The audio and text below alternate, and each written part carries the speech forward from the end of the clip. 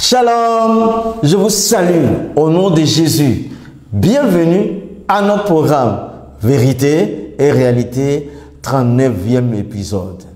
C'est notre deuxième programme de l'année 2022 avec un grand titre.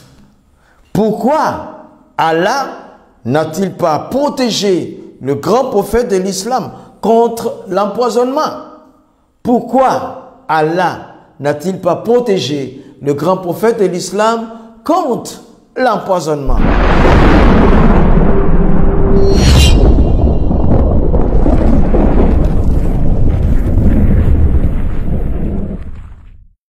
Voilà, tout de suite, nous allons dire, c'est avec le secours de notre Seigneur Jésus-Christ et la collaboration de Royaume Vie Média, Radio JLC et toutes nos églises, la bonne voix et l'intercession de mon épouse Maïmouna, la plus belle. Tout de suite, nous passons par la 5e sourate du Coran, le verset 67.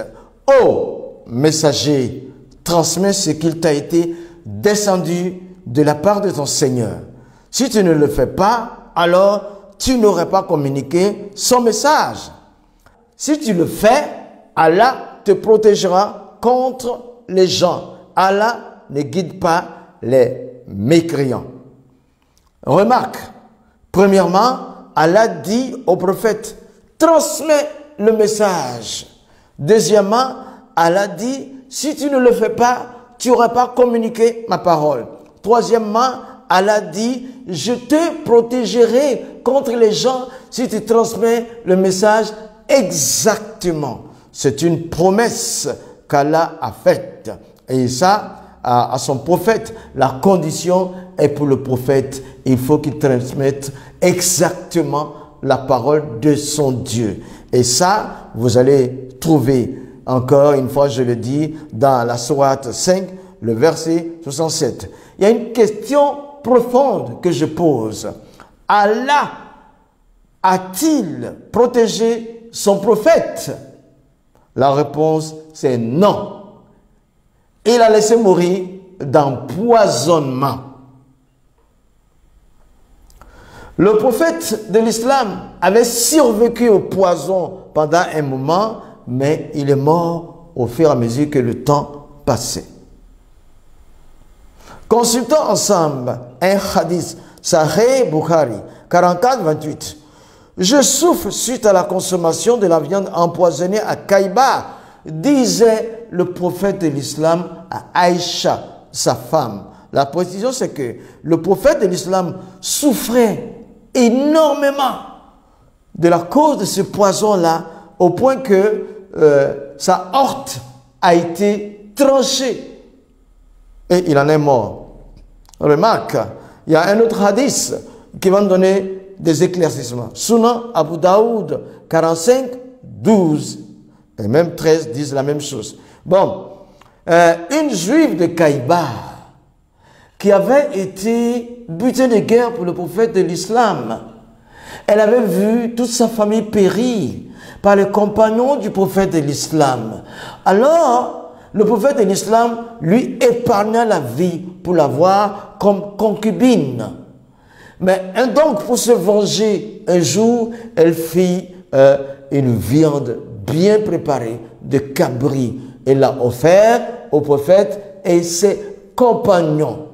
Le premier des compagnons du prophète qui avait totalement consommé cette viande est tombé mort parce que la viande était empoisonnée. Cependant, le prophète de l'islam avait vu l'alerte et il a craché son morceau. Mais le fait d'avoir quand même mis dans sa bouche, ça a créé une maladie qui s'est aggravée au fur et à mesure que le temps passait et ça lui a tranché la horte. Il en est mort. Donc, Allah n'a pas protégé son prophète, mais avant de mourir, il a fait mettre à mort la femme juive après lui avoir posé la question, pourquoi donc as-tu fait ce geste? Et la femme a dit, mais si tu avais été un prophète, tu serais sain et sauf. Mais même si tu avais été un roi, j'aurais combattu ton royaume. Il a fait mettre à mort.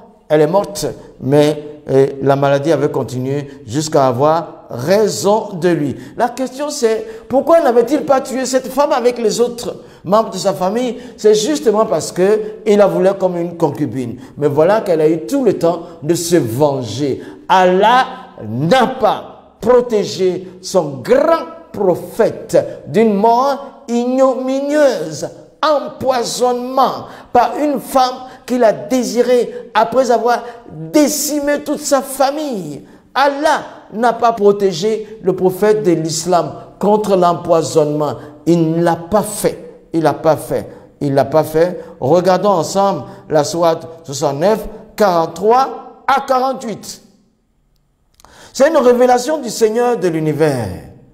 Et s'il avait forgé quelques paroles qu'il nous avait attribuées, nous l'aurions saisi de la main droite. Ensuite, nous lui aurions tranché la horte. Et nul d'entre vous n'aurait pu servir de rempart. C'est une vérité, un rappel pour les pieux. C'était dit. Muhammad est mort de la mort qu'Allah avait prédite au cas où il ne donnerait pas exactement le message comme il a dit. Hein? Il dit, nous l'aurions saisi de la main droite et nous lui aurons tranché la horte. Mais Allah l'a fait à travers une femme juive qui avait vu sa famille décimée et prise comme concubine par le prophète de l'islam. Elle s'est vengée. Allah a utilisé une main vengeresse d'une femme de butin de guerre, comme butin de guerre, une juive, pour couper la horte de son prophète suite à l'empoisonnement. Et Allah, tu n'as pas pu protéger ton prophète. Quel Dieu qui ne protège pas ses messagers, ses serviteurs? Ah!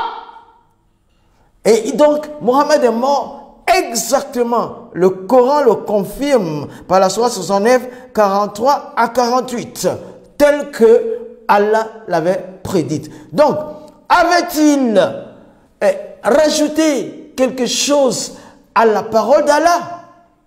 Avait-il soustrait quelque chose à la parole d'Allah? Avait-il fabriqué une parole et l'avait attribuée à Allah?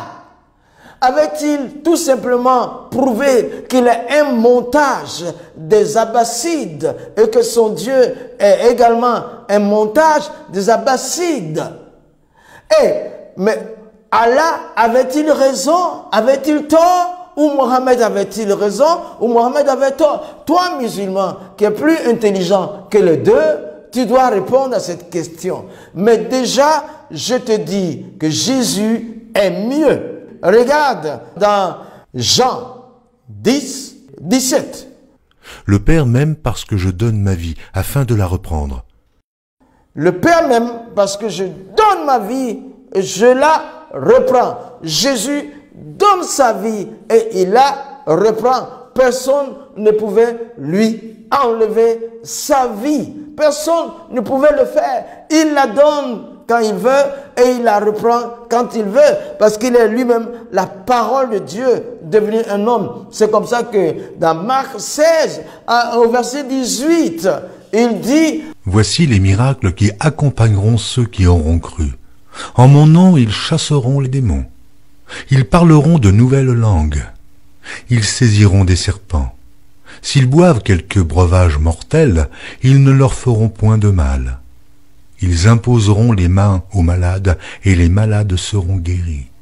Voici les miracles qui accompagneront ceux qui auront cru. En mon nom, ils saisiront des serpents. S'ils boivent un breuvage empoisonné, il ne leur fera aucun mal. Ils imposeront les mains aux malades et les malades seront guéris. Les disciples de Jésus, même s'ils boivent un breuvage empoisonné, rien ne leur arrivera. Voilà, ce Dieu-là, c'est un bon Dieu, c'est un Dieu puissant. Jésus le Christ, il peut tout faire. Non seulement il est salvateur, il est amour, mais il est véritablement protecteur de ses disciples. Ici-bas et dans l'au-delà, il va leur préparer une place. Viens à Jésus, Viens à Jésus, viens à Jésus. C'est la bonne référence, l'unique référence. Laisse Mohammed, qui est mort, son Dieu n'a pas pu le sauver de l'empoisonnement d'une